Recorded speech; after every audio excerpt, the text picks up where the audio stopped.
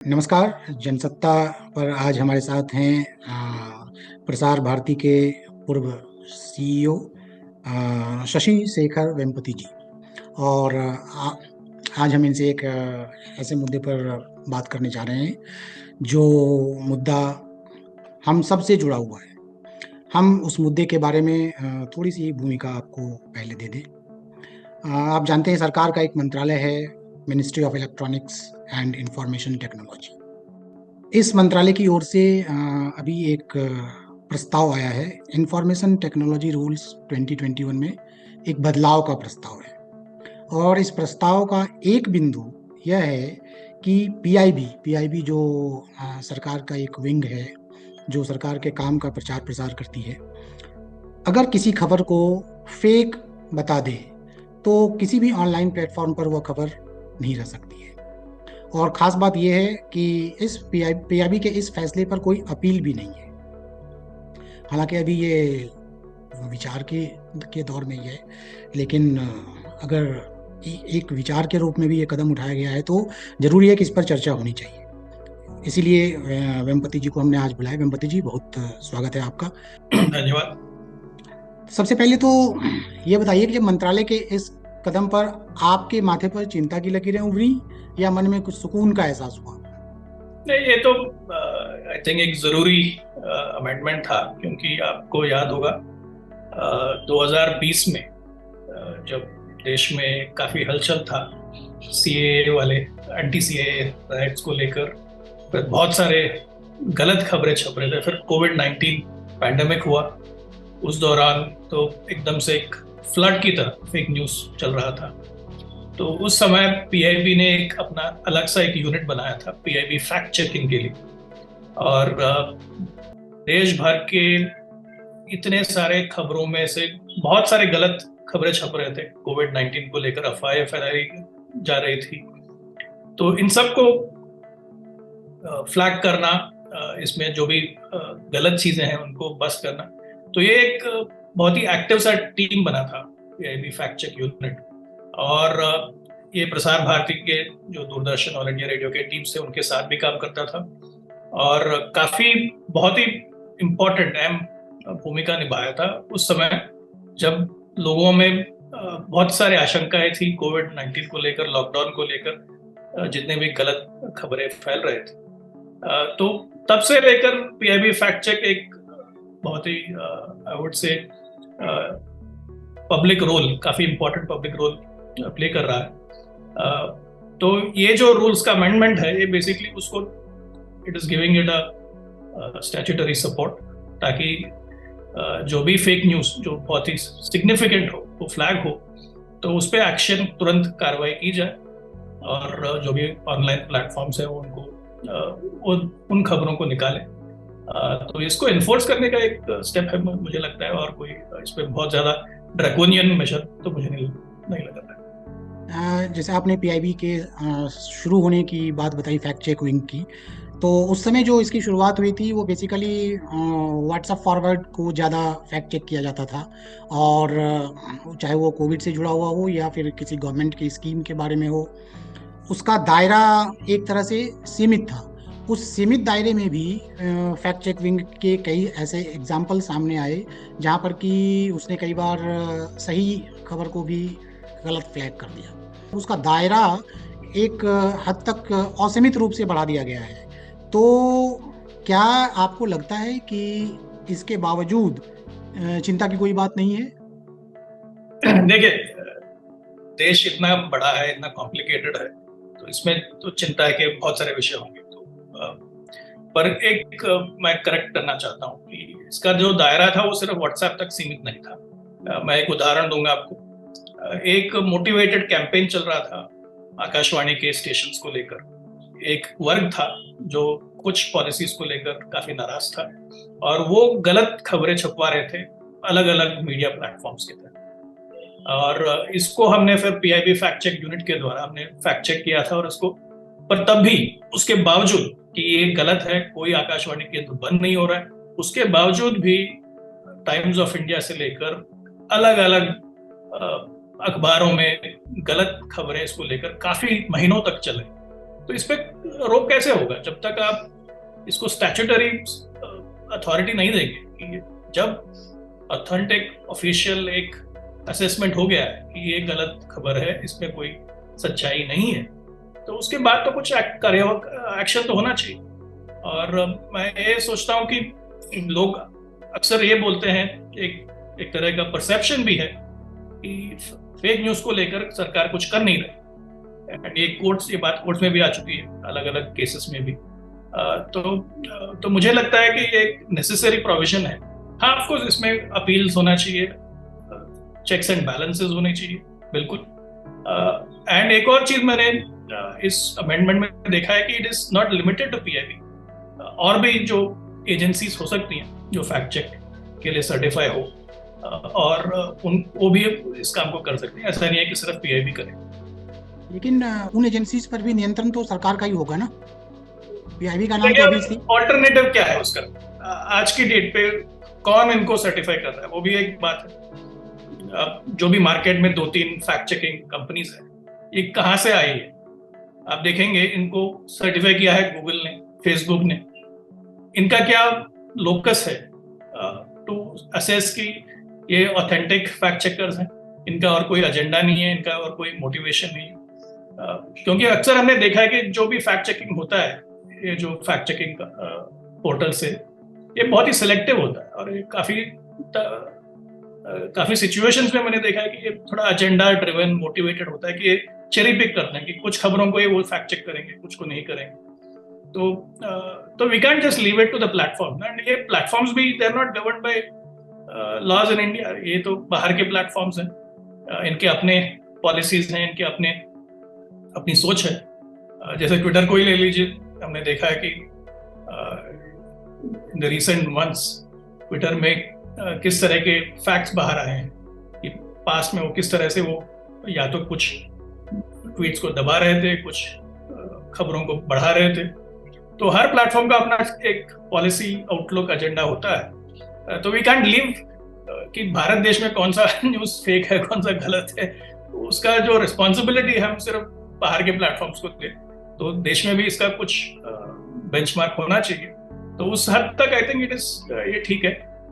मुझे नहीं लगता है बहुत हाँ, इसके जो फ्रेमवर्क है उसमें शायद डिबेट हो सकता है कि किस तरह का फ्रेमवर्क हो, कौन इनको असेस करेगा, कौन इनको पीरियोडिकली ऑडिट करेगा, इस पे क्या अपील हो सकती है, क्या रिव्यू हो सकती है। इस तरह के प्रोविजन बिल्कुल होनी चाहिए, जैसे कि प्रेस काउंसिल के तहत है, जैसे कि बाकी जो इलेक्ट्रॉनिक मीडिया है उनके अपने सेल्फ रेगुलेटिंग बॉडीज हैं, जैसे एनबीएसए भी है, एनबीडीए है।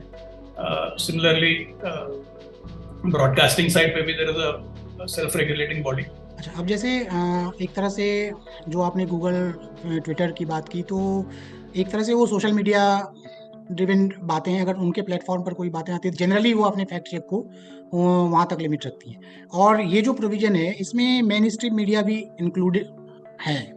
तो अब जैसे देखिए 2022 में जो वर्ल्ड प्रेस फ्रीडम इंडेक्स की रैंकिंग आई, उसमें भारत हमारा 180 देशों में से 150 नंबर पर आ गया। उसके एक साल पहले 142 नंबर पर था।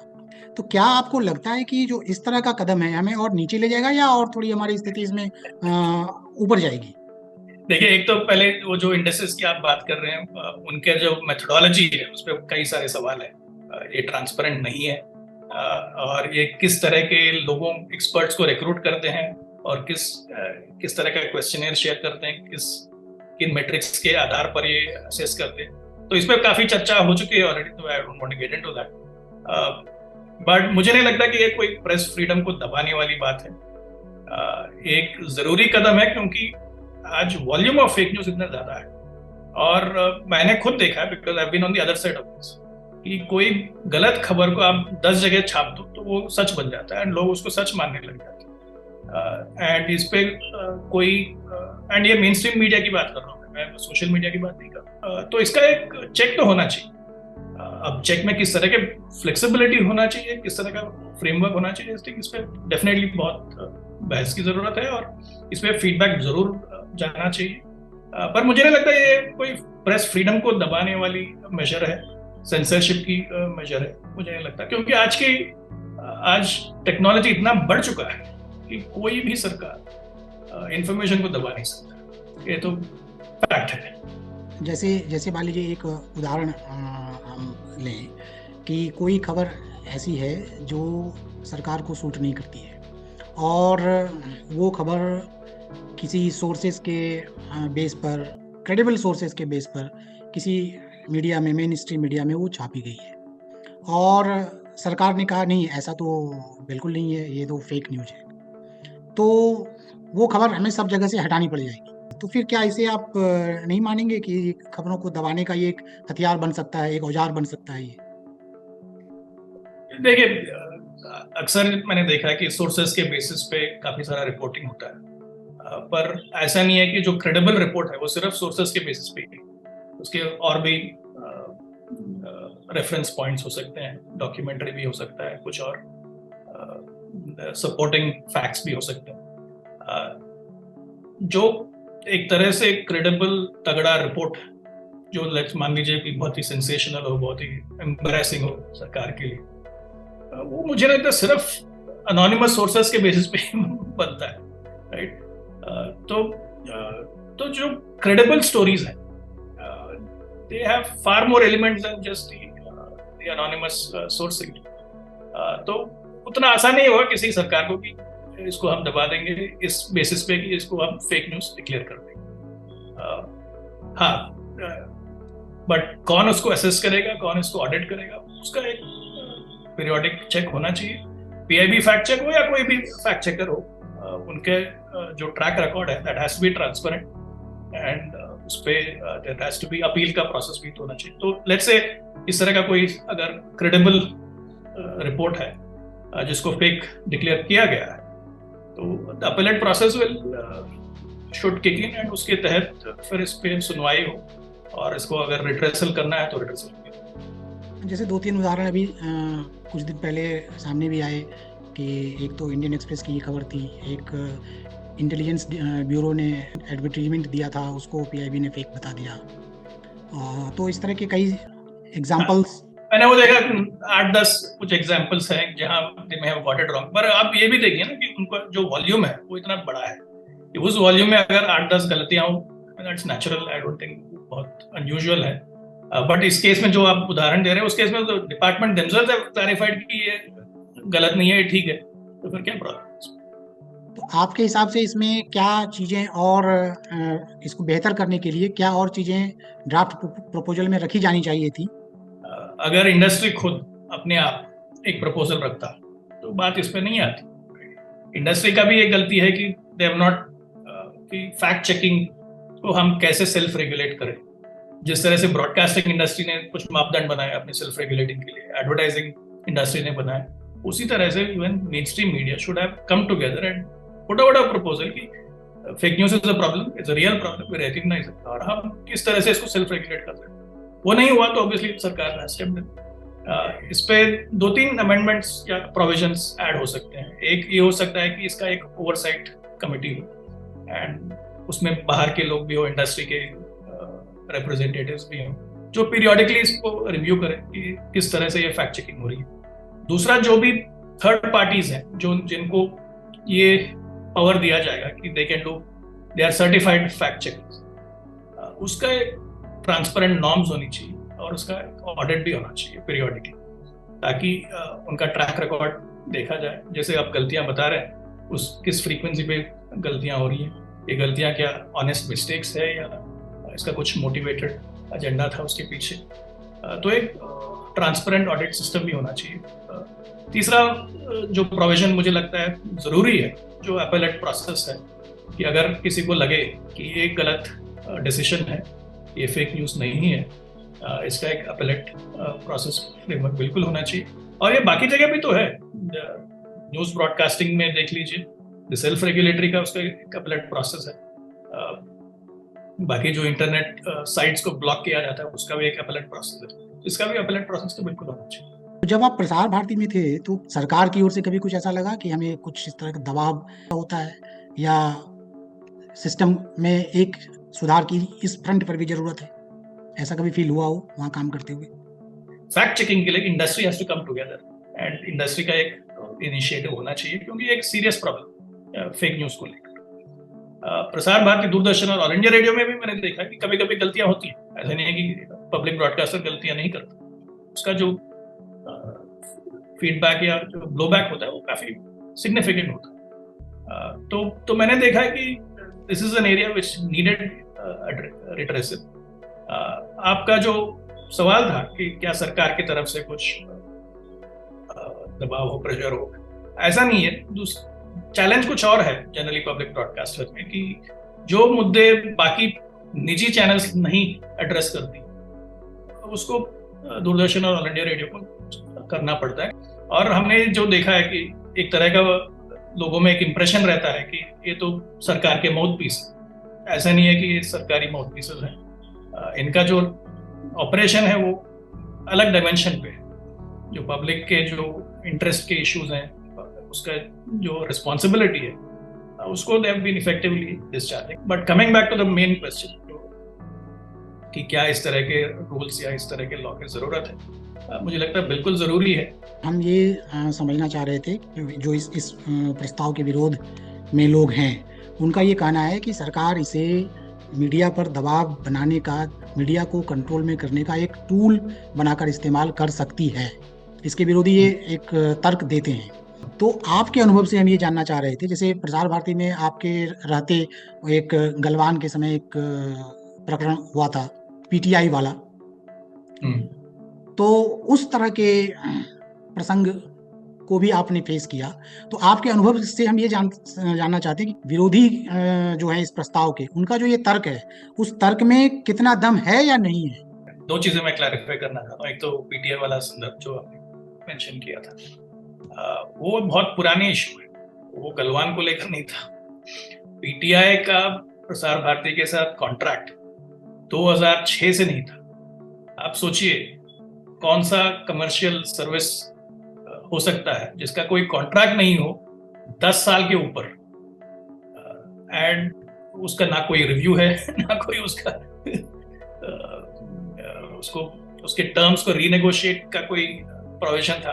तो उसकी वजह से पीटीआई का जो कॉन्ट्रैक्ट था वो बंद किया गया था, नॉट जस्ट बिकॉज ऑफ कि कोई गलवान के रिपोर्टिंग पे जो दबाव, उसकी वजह से। दूसरी चीज, क्या इस तरह का लॉ कैन बी यूज्ड कि आप मीडिया को कंट्रोल कर सके, मीडिया पे दबाव रख सके?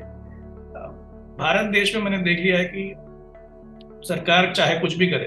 अब तो इमरजेंसी का समय भी देख लीजिए, जब एक्चुअली दबाव किया गया था, लोगों को जेल में डाला गया था, जो न्यूज़पेपर्स बंद किए गए थे, उस समय के बावजूद भी media continue to hold its ground. तो मुझे नहीं लगता कि इस तरह के जो छोटे प्रोविजंस हैं, जिन पे रिव्यू का भी प्रोविजन हो, अपीलेट फ्रेमवर्क भी हो, उससे उस तरह का कोई दबाव हो सकता है इस देश में, मुझे नहीं लगता। क्योंकि ये डेमोक्रेसी बहुत ही वाइब्रेंट है, बहुत ही डाइवर्स है, एंड कोई सरकार का कदम इसको ऐसा नहीं है कि पूरे मीडिया को कंट्रोल कर सके। हाँ, हो सकता है एक आध इंस्टेंसेस में कुछ हो, पर उसका काउंटर इफेक्ट भी होगा, क्योंकि media is so diverse and there are so many sources in India. बहुत बहुत धन्यवाद आपका।